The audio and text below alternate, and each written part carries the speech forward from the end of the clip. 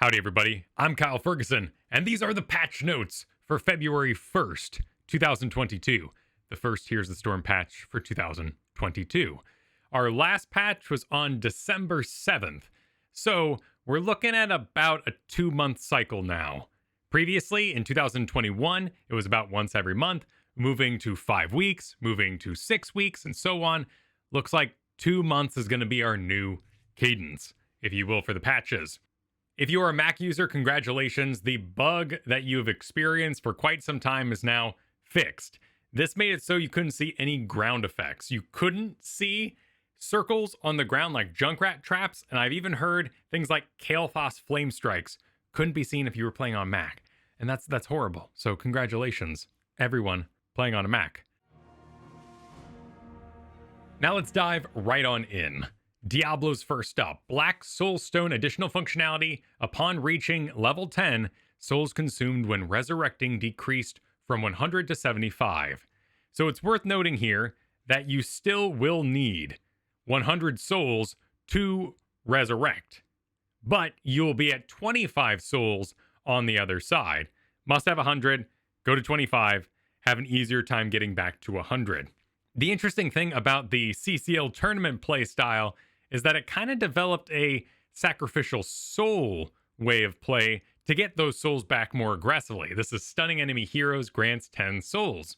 So while your stuns might be a little more random and maybe even useless, they were propelling the mid-late game soul gain through this rather than things like life leech or souls to the flame or just farming a lane so they could get back into the battle.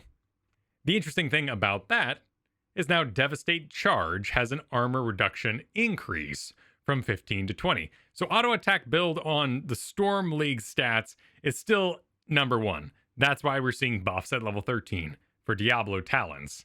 This will make that soul gaining playstyle of using charge as a soul engine that much more viable. ETC. Health increased. Power slide damage increased. Okay. Malthael. Reaper's Mark damage per second increase from 1.75 to 2% maximum health. I've heard this feels great. Right now, it's more of just a feeling. Malthael has some rougher matchups, and his bruiseriness has been outclassed by the like of several heroes for a while now. Dahaka and all that sort of business. So we'll see if this is enough. He's very easy to gank, though he has the double rotate power. It's just that in low leagues, Zul has more push power. So he's been in an odd space for a bit. They went through and nerfed Memento Mori to make sure that this Reaper's Mark doesn't run away with it. The rest of it is all pretty casual touches to things that were underperforming or underpicked. So Age of Malthael might be upon us. There's lots of good giant killers in the game right now. Yrel, this is going to take a lot of practice to get good at, so I'm not sure we're going to see pro Yrels for a really long time. Divine Purpose's cooldown resets when Yrel casts a heroic ability. This opens up all kinds of combo potential, and as they state in the developer comment here, you have counterplay as you just leave the zone that Yrel is hanging out if she has armor, or you don't hit her if she's regaining health based on her heroics. So now she can use this offensively, and super aggressive, go where they want Yrels have been the playstyle since the mana kind of got messed with a while ago. We're also seeing Murad's Insight increase, which was a really fun talent in the past that slowly got nerfed down. And there's a number of other little changes in here, but you're still competing with the heavy armor removal of Templar's Verdict, which is a huge giant killer and a huge power spike for Yrel. I'm not sure you're going to readily be able to get people to move off of that talent pick, though seeing things like Aegis of Light have its armor increased again could push us back towards a Yrel teamfight world where we see the likes of main tank Zul with Yrels contributing armor back over to that Zul. It was a weird thing. Malfurion, they're not coming for Emerald Dream. They don't want to remove the sleep as part of the roots, which is bold. I don't think personally it's a huge problem, but it is a very, very powerful talent compared to the other options. So what they're doing is Deep Roots has this kind of mana regain thing that might work into stacking with Revitalize, which would be kind of interesting. But really, the big news here for Storm League players is going to be the Vengeful Root. The Treant is moving 60% faster and has its health increased. So when this thing reaches 50 stacks, it actually hits as hard as a Greymane, which is kind of crazy. So we could see an age of Treant, particularly in that Storm League area, where it could absolutely run away with it. But I do play with Cavalier Guest on an NGS team, and I was watching his stream. He was saying that Treant is actually really bad in tournament play because it gives a target to auto attack.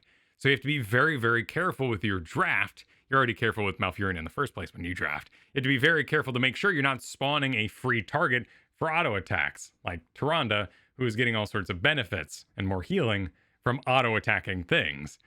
So it's a big risk involved. Otherwise, these improved 16s are going to be really nice for all Malfurions.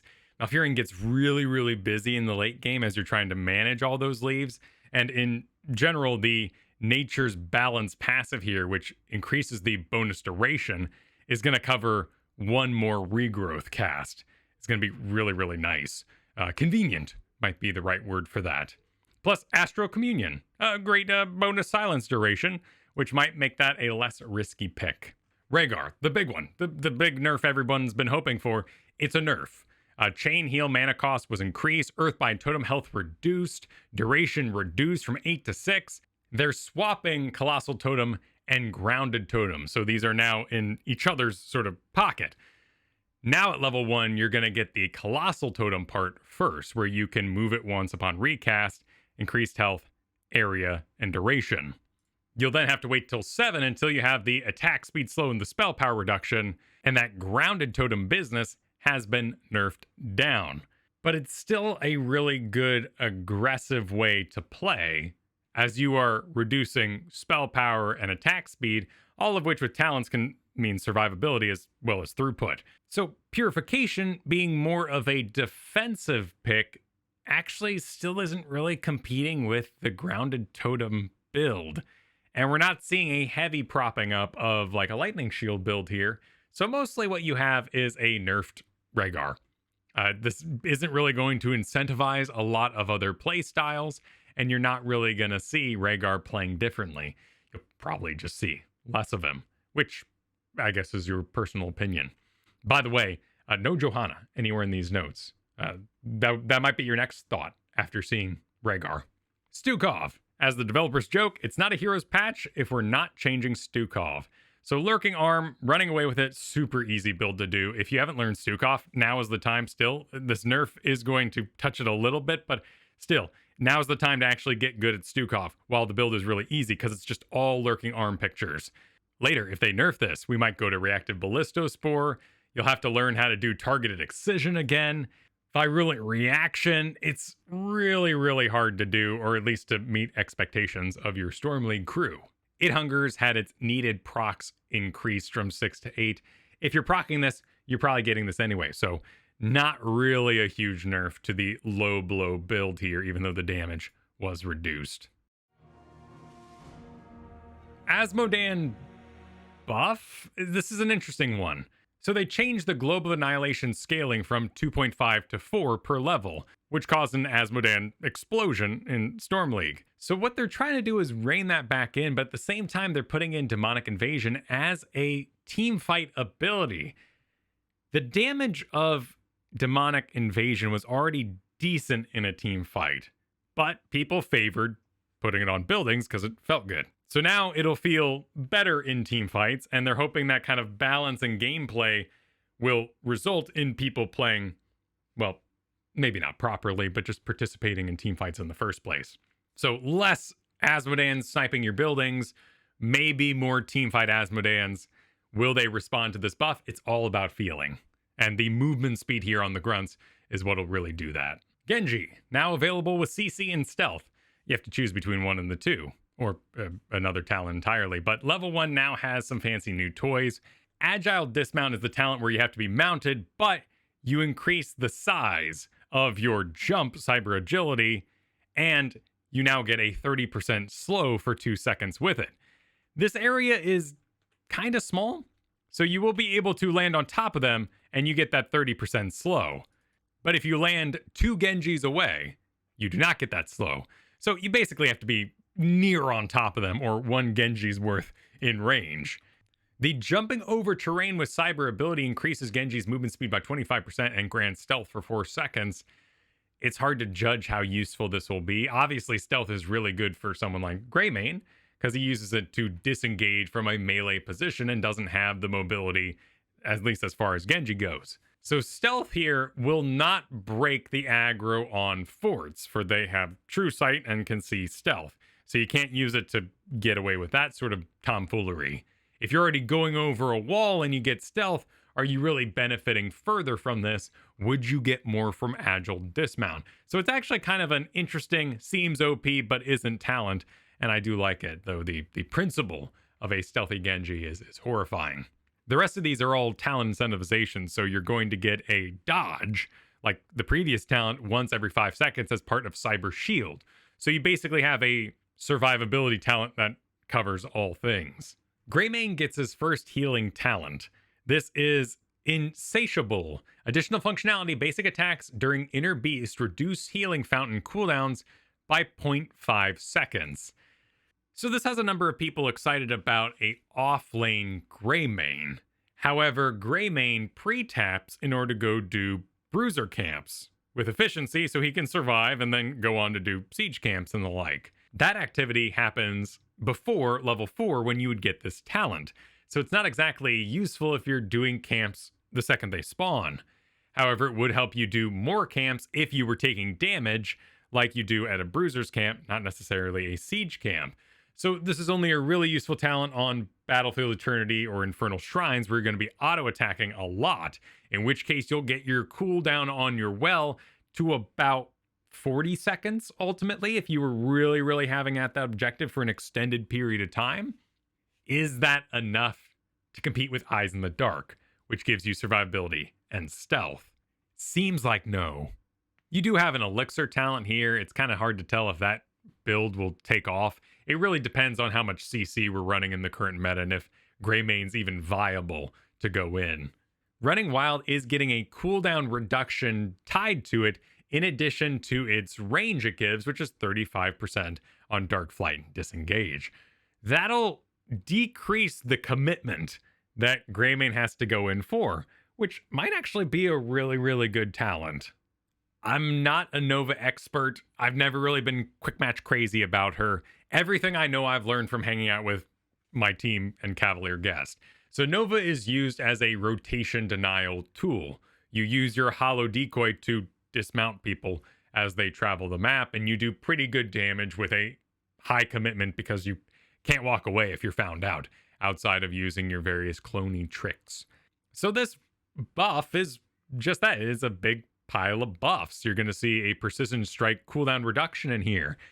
You're going to see some damage increases to some talents that can be a little scary. But the main one that plays into that tournament play style of using her as a tool in rotation denial is this rapid projection that causes the cost and cooldown reduction to increase from 50% to 60%.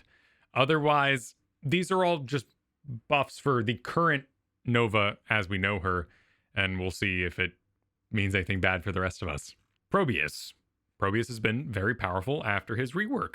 Not a lot of people play Probius. It doesn't really match the fantasy that we were all hoping for in many regards. We've talked about that on ITN forever now. So, the developers have decided that gathering minerals is what we were really missing in this case. Now, passively, minerals drop from heroes and minions on death, and we can gather those minerals to decrease warp in pylons cooldown by 0.75 seconds. It's an interesting idea that you would have to expose yourself, get in range of the lane, or maybe even go kind of grab some distant dead heroes' minerals, and that would allow you to be more aggressive and have more aggressive pylon placement. But does this incentivize Probius stepping out too far and cause people to misplay? And ultimately, we're just going to have a bad Probius player pool because they want minerals because they're on the map and they look pretty. That's not fair to say. You could place your pylons defensively, therefore you play defensively and you don't have to move your pylons all the time.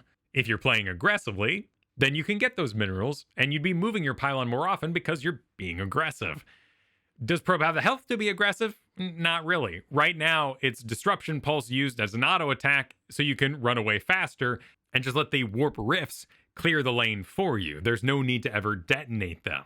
I am sad too to see Tower Defense nerfed because that was the most fun play style that was there. So the rest of these are all basically nerfs for Probius, though we do see a null gate damage increase here, which is a very...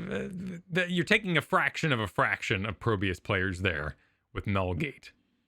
Tracer. I play with Tracer a lot because I play with Mockery. Well, that's not necessarily true. I watch Tracer get banned a lot when I play with Mockery.